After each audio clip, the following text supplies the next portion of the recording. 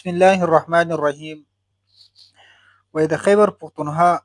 وزیر اعلی علي امین ګنډاپور هغه معزول کو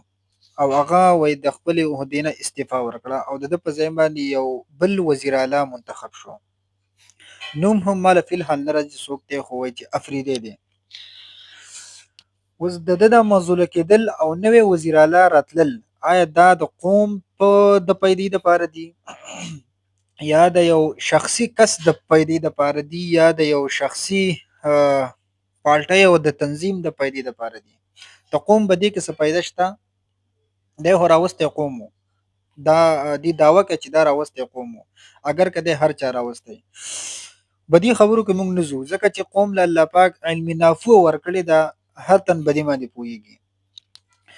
اوس که حقیقي دی وزیر اعلی و او د ده سره دا عهده وه، نو کوم اعلانات چې ده کړي دي نو اوس پکاره دا ده د نومنتخب وزیر اعلی له چې هغه اعلانات دي هغې باندې د عمل وکړي دي. د سابقه وزیر اعلی د بنیر سیلاب زدګانو دپاره د 10 لاک روپو میبي د 20 لاک روپو اعلان کړی و چې دا به دیله مونږ ورکوو. نو هغې 20 لاک روپو باندې د دې اوس عمل وکړي او دا چک د دې خلکو له ورکړي، ځکه دغه اعلان ته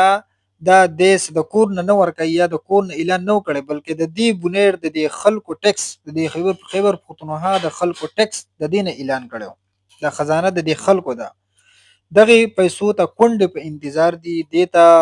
یتیمانان کچ کچ ماشومان په انتظار دي، دې ته بې کوره بې روزګاره خلک په انتظار دي، بوډاګان ځوانان واړه دي،